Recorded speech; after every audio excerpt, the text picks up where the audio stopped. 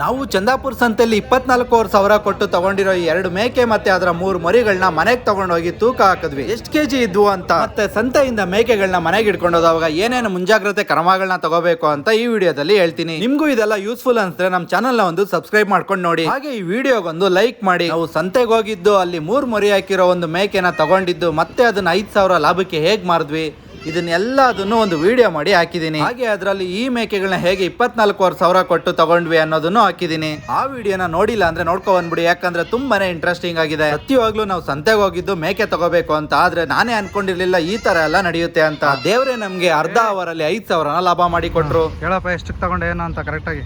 24,000 4 3 ಮರಿಗಳು 2 ಮೇಕೆ.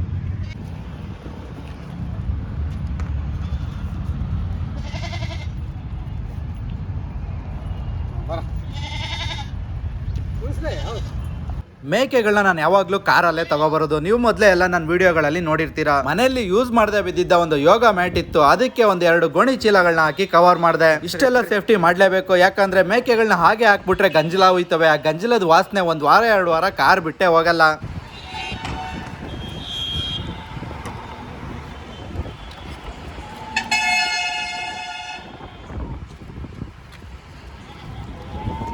ಈ ಕಡೆ ತಿರ್ಸ್ಬೇಕು.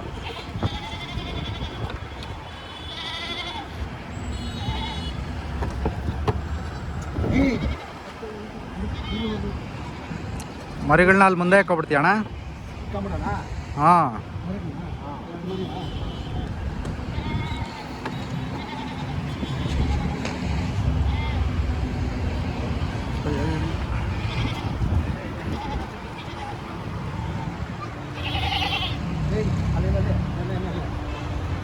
ನಾವು ಬೆಳಿಗ್ಗೆ 7 ಗಂಟೆಗೆಲ್ಲ ಸಂತೆಯಲ್ಲಿ ಇರ್ತೀವಿ. ಬಟ್ ಆದ್ರೂ ಇನ್ನೊಂದು ಅವರ್ ಬೇಗ ಹೋದ್ರೆ ಒಳ್ಳೇದು. ಒಳ್ಳೊಳ್ಳೆ ಮರಿಗಳು ಬಂದಿರ್ತವೆ, ಅದನ್ನೆಲ್ಲ ನೋಡಿ ನೀವು ತಗೊಂಡು ಎಲ್ಲ ಸಂತೆಯಿಂದ ಆಚೆ ಬರೋಷ್ಟೊತ್ತಿಗೆ 9 ಗಂಟೆ 10 ಗಂಟೆ ಆಗ್ಬಿಡುತ್ತೆ. 10 ಗಂಟೆ ಸುಮಾರಿಗೆ ಎಲ್ಲಾ ಮೇಕೆಗಳು ಸೇಲ್ ಆಗಿರ್ತವೆ. ಮಿಕ್ಕಿದ್ರೆ ಅಲ್ಪ ಸ್ವಲ್ಪ ಇರ್ತಾವಷ್ಟೇ. ಮೇಕೆ ಕುರಿ ತಗೊಳ್ಳೋರು 10 ಗಂಟೆ ಗಂಟ ಕಾಯ್ತಾ ಇರ್ತಾರೆ, ಯಾಕಂದ್ರೆ ಲಾಸ್ಟ್ ಅಲ್ಲಿ ಯಾವ್ದಾದ್ರು ವ್ಯಾಪಾರ ಆಗಿಲ್ಲ ಅಂದ್ರೆ ಕಡಿಮೆ ರೇಟ್ಗೆ ಕೊಟ್ಬಿಟ್ಟು ಹೋಗ್ತಾರೆ ಮಾರಾಟಗಾರರು ಅಂತ. ನಾವು ಮನೆಗೆ ಹೋಗೋಷ್ಟೊತ್ತಿಗೆ 10 ಗಂಟೆನೆ ಆಗೋಯ್ತು. ಮನೆಗೆ ಹೋಗಿ ಮೇಕೆಗಳನ್ನೆಲ್ಲ ಕಾರಿಂದ ಇಳಿಸಿ ಸಪರೇಟ್ ಆಗಿ ಒಂದ್ ಸೈಡ್ ಅಲ್ಲಿ ಕಟ್ ಹಾಕಿದ್ವಿ. ನಾವು ಸಂತೆಗಳಲ್ಲಿ ಅದೆಷ್ಟೇ ಕ್ಲೀನ್ ಆಗಿ ನೋಡಿದ್ರೇನು ಅದಕ್ಕಾಗಿರೋ ಗಾಯಗಳು ಮತ್ತೆ ರೋಗಗಳು ಅಷ್ಟು ಕ್ಲಿಯರ್ ಆಗಿ ಗೊತ್ತಾಗಲ್ಲ. ಏನಾದ್ರೂ ಒಂದು ವಿಷಯಗಳನ್ನ ಮಿಸ್ ಮಾಡೇ ಇರ್ತೀವಿ. ಸಂತೆಯಿಂದ ತಂದಿದ್ ಮೇಕೆಗಳಲ್ಲಿ ಯಾವಾಗ್ಲೂ ಕೆಲವು ಪ್ರಾಬ್ಲಮ್ಗಳು ಇದ್ದೇ ಇರ್ತವೆ. ಇಲ್ಲ ಅಂದ್ರೂ ನೀವು ತಂದಾದ್ಮೇಲೆ 2 ದಿನ ಇಲ್ಲ 1 ವಾರದ ಒಳಗಡೆ ಏನಾದ್ರೂ ಪ್ರಾಬ್ಲಮ್ ಬರುತ್ತೆ. ಅದಕ್ಕೆ ಅಟ್ಲೀಸ್ಟ್ 1 ವಾರದ ಕಾಲ ಅದನ್ನ ಸಪರೇಟ್ ಆಗಿ ಇಟ್ಟು ಅದನ್ನ ಅಬ್ಸರ್ವೇಷನ್ ಮಾಡಬೇಕು. ಆಲ್ಮೋಸ್ಟ್ ಕಾಮನ್ ಆಗಿ ಬರೋದೇನಿಲ್ಲ ನೆಗಡಿ ಮತ್ತೆ ಕೆಮ್ಮು. ಈಗ ನಾವೇ ಒಂದೂರಿಂದ ಇನ್ನೊಂದೂರ್ಗೆ ಹೋದ್ರೆ ಅಲ್ಲಿನ ವಾತಾವರಣ ಮತ್ತೆ ಕುಡಿಯೋ ನೀರಿಂದ ನಮಗೆ ಕೆಲವು ಸರಿ ನೆಗಡಿ ಕೆಮ್ಮಲು ಬರುತ್ತೆ. ಇನ್ನು ಮೇಕೆಗಳಿಗೆ ಬರೋದ್ರಲ್ಲಿ ಆಶ್ಚರ್ಯ ಇಲ್ಲ ಬಿಡಿ. ಅದರಲ್ಲೂ ದೊಡ್ಡದಾದ್ರೆ ಪರವಾಗಿಲ್ಲ, ಹೇಗಾದ್ರೂ ಸಂಭಾಳಿಸ್ಬಿಡುತ್ತೆ. ಆದ್ರೆ ಈ ತರ ಸಣ್ಣ ಮರಿಗಳಿರೋವಾಗ ತುಂಬಾನೇ ಹುಷಾರಾಗಿರ್ಬೇಕು. ನೋಡಿ, ಈ ಕರಿ ಮರಿಗೆ ಸಂತೆಯಲ್ಲಿ ಎತ್ತವಾಗ ಹಿಡಿಯೋವಾಗ ಅದ್ರ ಕರಳು ಬಳ್ಳಿ ಕಟ್ಟಾಗ್ಬಿಟ್ಟಿದೆ. ಆ ಕಟ್ಟಾಗಿರೋ ಜಾಗದಲ್ಲಿ ಸ್ವಲ್ಪ ರಕ್ತ ಬರ್ತಾ ಇತ್ತು.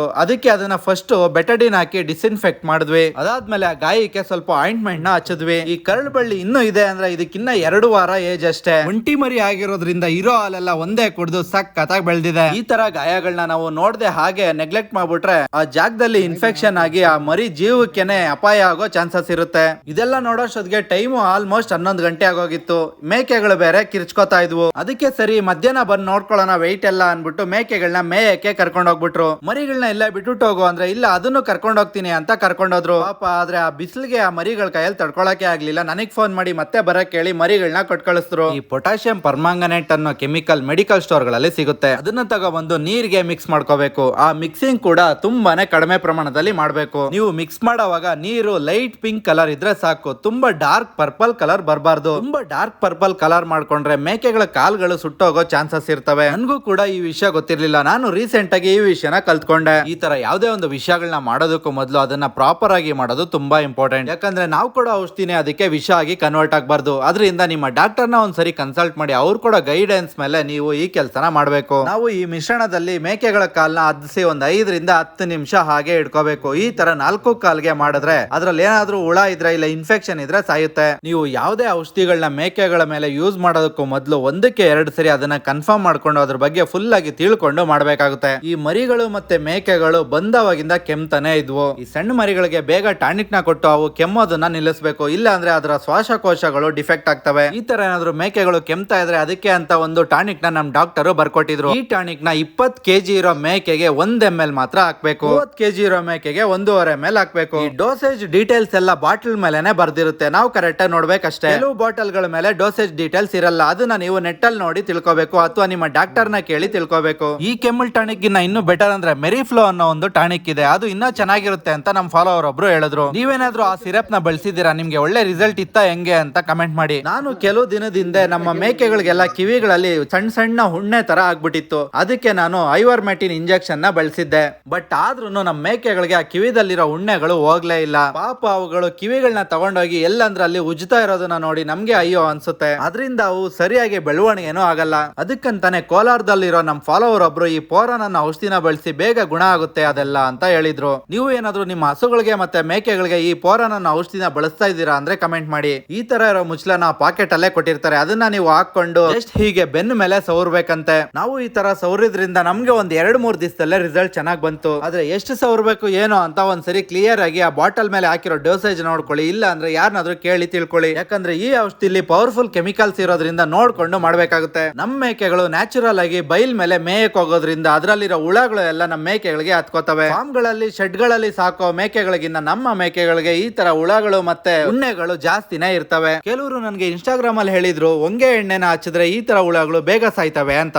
ನೀವು ಯಾವಾಗಾದ್ರೂ ಹೊಂಗೆ ಎಣ್ಣೆನ ಟ್ರೈ ಮಾಡಿದೀರಾ? ನಿಮ್ಗೂ ಏನಾದ್ರೂ ಒಳ್ಳೆ ರಿಸಲ್ಟ್ ಬಂದಿದ್ಯಾ ಅಂತ ಒಂದು ಕಮೆಂಟ್ ಮಾಡಿ. ನೀವು ಮಾಡೋ ಕಮೆಂಟ್ ಇಂದ ನನಗ್ ಮಾತ್ರ ಅಲ್ಲ, ತುಂಬಾ ಜನಕ್ಕೆ ಹೆಲ್ಪ್ ಆಗುತ್ತೆ. ಈ ಕುರಿ ಮೇಕೆ ಇವೆಲ್ಲ ಸಾಕಿರೋರ್ಗೆ ತುಂಬಾನೇ ನಾಲೆಜ್ ಗೈನ್ ಆಗುತ್ತೆ. ನಿಮ್ಗಾಗಿರೋ ಎಕ್ಸ್ಪೀರಿಯನ್ಸ್ ನೀವು ಕಮೆಂಟ್ ಅಲ್ಲಿ ಶೇರ್ ಮಾಡೋದನ್ನ ಮರಿಬೇಡಿ. ಇಷ್ಟೆಲ್ಲ ಮಾಡಾದ್ಮೇಲೆ ಇವುಗಳನ್ನ ತೂಕ ಕೂಡ ಹಾಕ್ಬೋಣ ಅಂತ ಮಿಷಿನ್ ನ ಮರಕ್ಕೆ ಕಟ್ಟಿದ್ವಿ. ನಾನು ಈ ಮಿಷಿನ್ ನ ಯೂಸ್ ಮಾಡುವಾಗ ಪ್ರತಿಯೊಂದ್ ಸರಿನೂ ನಿಮ್ಗೆ ಹೇಳ್ತಾನೆ ಇದ್ದೀನಿ, ನಾನು ಇದನ್ನ ಒಂದು 7-8 ತಿಂಗಳಿಂದ ಯೂಸ್ ಮಾಡ್ತಾ ಇದ್ದೀನಿ. ತುಂಬಾನೇ ಒಳ್ಳೆ ಬಾಳಿಕೆ ಬರುತ್ತೆ. ಬರೀ ಒಂದು 250 ರೂಪಾಯಿ ಅಷ್ಟೇ. ಇನ್ನು ಬರೀ 150 ರೂಪಾಯಿಗೆಲ್ಲ ಬೇರೆ ಬೇರೆ ವೆಬ್ಸೈಟ್ ಗಳಲ್ಲಿ ಸಿಗುತ್ತೆ, ಬಟ್ ಅದು ಕ್ವಾಲಿಟಿ ಅಷ್ಟು ಚೆನ್ನಾಗಿರಲ್ಲ.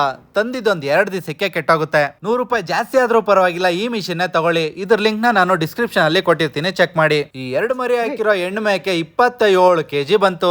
ಈ ರೀತಿ ಏನಕ್ಕೆ ತೂಕ ಹಾಕೋದು ಅಂತ ನೀವು ಕೆಲವರು ಕೇಳ್ಬೋದು. ನಾನು ಆಲ್ರೆಡಿ ಹೇಳಿದ್ನಲ್ಲ ನಿಮ್ಗೆ 20 kg 1 ml ಹಾಕ್ಬೇಕಂತ. ಅದೆಲ್ಲ ತೂಕ ಗೊತ್ತಿಲ್ಲದೆ ನೀವು ಹೇಗ್ ತಿಳ್ಕೊತೀರಾ? ಒಂದ್ 40 kg ಇರೋ ಮೇಕೆಗೆ ಬರೀ 1 ml ಹಾಕಿದ್ರೆ ಏನ್ ಯೂಸ್ ಆಗುತ್ತೆ? ಅದಕ್ಕಂತಾನೆ ವೆಯ್ಟ್ ನ ಚೆಕ್ ಮಾಡಿ ಅದನ್ನ ನೆನ್ಪಿಟ್ಕೋಬೇಕು. ನೀವು ಅದರ ವೆಯ್ಟ್ ತಕ್ಕಂಗೆ ನೀವು ಆ ಡೋಸೇಜ್ ಅನ್ನ ಕೊಡ್ಬೇಕಾಗುತ್ತೆ. ಹೆಚ್ಚು ಆಗ್ಬಾರ್ದು, ಕಡಿಮೆನೂ ಆಗ್ಬಾರ್ದು. ಅದರಿಂದ ವೆಯ್ಟ್ ಹಾಕೋದು ತುಂಬಾನೇ ಮುಖ್ಯ. ಈ ಮೇಕೆ 1 ಮರಿ ಹಾಕಿದೆ, ಇದು ಕೂಡ ಹೆಚ್ಚು ಕಡಿಮೆ 27 kg ಇದೆ. ಹಾಗೆ ಈ ಮರಿಗಳನ್ನ ಕೂಡ ತೂಕ ಹಾಕ್ಬೇಡ, ಯಾಕಂದ್ರೆ ಇದು ನೆಕ್ಸ್ಟ್ 1 ತಿಂಗಳು ಇಲ್ಲ 2 ತಿಂಗಳು ಬಿಟ್ಟಾದ್ಮೇಲೆ ಮತ್ತೆ ತೂಕ ಹಾಕ್ದವಾಗ ಹೇಗೆ ಬೆಳವಣಿಗೆ ಆಗಿದೆ ಇಲ್ಲ ಬೆಳವಣಿಗೆಯಲ್ಲಿ ಏನಾದ್ರೂ ಕಡಿಮೆ ಆಗಿದೆಯಾ ಅಂತ ನಮ್ಗೆ ಗೊತ್ತಾಗುತ್ತೆ. ಈ ಕರಿ ಮರಿ ನೋಡಿ ಹುಟ್ಟಿರೋದು 1 ಮರಿ ಆಗಿರೋದ್ರಿಂದ ಇನ್ನು 2 ವಾರಕ್ಕೆನೆ 5.5 kg ಮೇಲೆ ಆಗ್ಬಿಟ್ಟಿದೆ ತೂಕ.